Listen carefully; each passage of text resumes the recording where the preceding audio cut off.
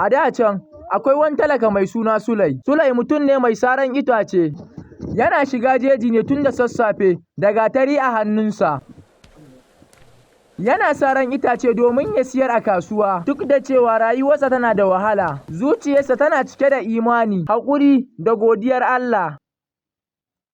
Sulai yana da mata ɗaya da ‘ya'ya biyu, amma bai taɓa yin ƙorafi game da ƙaddararsa ba.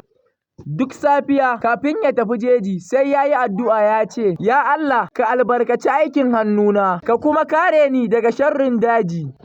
Wata rana, yayin da Salisu yake saran wata babbar bishiya mai kauri, sai wani mutum mai shigan alfarma ya zo wajen. Mutumin yana sanye da fararen kaya masu tsada, yana tare da masu gadi biyu ya ce, fuskarsa ta nuna shi attajiri ne. Sunansa Alhaji Musa, shi babban attajiri ne na birni, wanda yake da dukiya mai yawa, wanda yake da gidaje, motoci, gonakai da masana'anta masu yawa. Amma duk da dukiyarsa, zuciyarsa ta cika da girman kai da mantawa da Allah. Alhaji Musa ya zo ƙauyen ne domin ya siyi wani babban fili a cikin daji, domin ya gina katafarin masana'anta. Amma kafin hakan, yana so ya ga mutanen ƙauyen da yadda suke rayuwa. Da ya ga Sulai yana aiki ba tare da gajiya ba, sai ya tsaya yana kallonsa.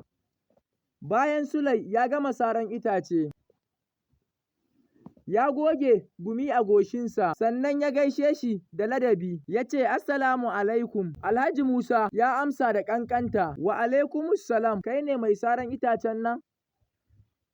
Sulai ya ce, wannan ne aikina da Allah ya bani.”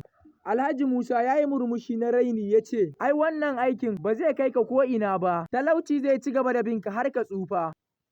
Sulai bai yi fushi ba, sai ya ce cikin nutsuwa, dukiya daga Allah ce, talauci ma daga Allah ne, muhimmanci ne mutum ya kasance mai haƙuri da godiya.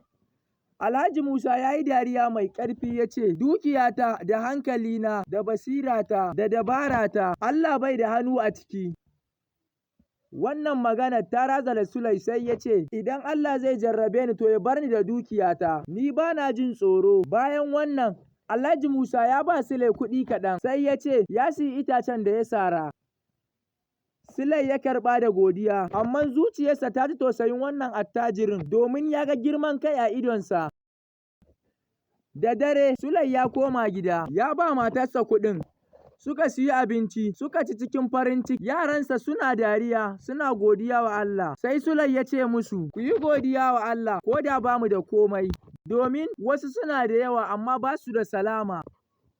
A wannan daren kuma, Alhaji Musa ya koma gidansa mai katafaren beni. Duk da dukiyarsa bai samu bacci ba, a zuciyarsa akwai wata rashin kwanciyar hankali, amma ya ƙi cewa yana buƙatar Allah. Sai ya yi mafarki mai ban tsoro.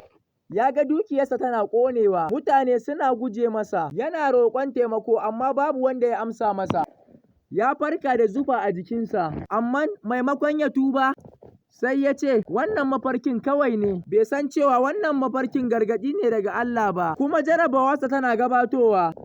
Washe gari, bayan mafarkin da Alhaji Musa ya yi, ya tashi da safe yana jin zuciyarsa ba ta da nutsuwa, amma saboda girman kai da taurin zuciya, sai ya yi watsi da abin, ya ce a ransa, ni attajiri ne, babu abin da zai same ni.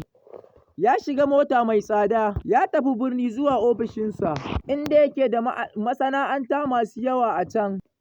Yana nuna musu cewa shi ne mai iko. Yana umartar mutane, yana ɗaga murya, yana nuna musu cewa shi ne mai iko. Amma a wannan ranar, abubuwa suka fara canjawa. Da misalin ƙarfe 10 na safe, wani babban abokin hulɗansa daga ƙasar waje ya kira shi ya ce, Alhaji Musa, kasuwancinmu na nan ya rufe, kamfaninmu ya faɗi, kuma duk jarin da ka saka ya ɓace. Alhaji Musa ya ɗan yi shiru na ɗan lokaci, kamar an buga shi da guduma, ya ce, yaya zai yiwu, ni ina da kuɗi masu yawa. Mutumin ya ce, duniya ba ta da tabbas Alhaji. Bayan wannan, sai wani ma'aikacinsa ya shigo yana rawar jiki ya ce, Alhaji, wuta ta tashi a ɗaya daga cikin manyan rumbunan kayanka, kayayyaki sun ƙone sosai. Alhaji Musa ya ji jikinsa ya yi sanyi, dukiyarsa ta fara raguwa a rana guda, amma duk da haka sai ya ce, ku gyara komai, ku kashe wutar, ku ci gaba da aiki. Amma jarabawar ba ta tsaya a nan ba. Da yamma wani lauya ya kawo masa wasiƙa daga kotu ya ce ana tuhumarsa da zamba a wani babban kasuwanci kuma gwamnati za ta rufe wani daga cikin kamfanoninsa har sai an gama bincike. A wannan rana guda Alhaji Musa ya rasa miliyoyin kuɗi, ya rasa wasu kayayyaki kuma sunansa ya shiga matsala. Da dare ya koma gida yana cikin damuwa.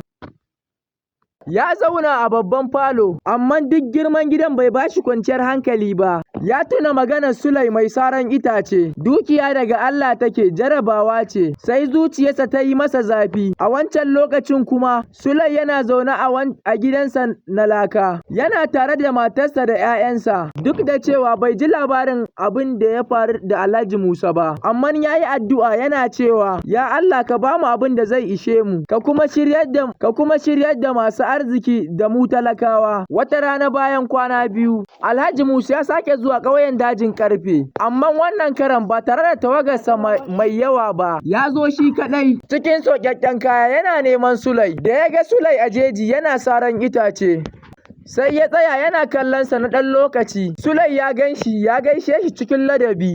Assalamu alaikum Alhaji. Alhaji Musa ya amsa da muryar da bata da ƙarfi kamar ta da. Sulai ya lura da canji da ke fuskarsa sai ya ce, Alhaji lafiya? Alhaji Musa ya yi shiru sannan ya ce, Allah yana son bayinsa, yana jarrabansu domin su tuna da shi.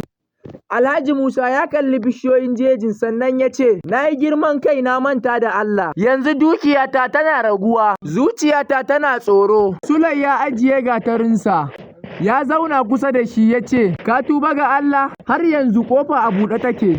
Alhaji Musa ya sunkuyar da kai, idanunsa suka cika da hawaye sannan ya ce, ina so in tuba amma ina tsoro. Mai zai faru idan na zama talaka kamar kai? Sulai ya yi murmushi ya ce, talauci ba laifi ba ne, amma girman kai laifi ne. Ni talaka ne amma ina da salama. Sai ya ce, ina so in koyi haƙuri da imani daga gare ka. Sulai ya ce, Allah zai koya maka ta hanyar jarabawa. A wannan lokacin wata iska mai ƙarfi ta taso a jejin. Bishiyoyi suna girgiza, kamar suna nuna cewa wani babban abu yana gabatowa.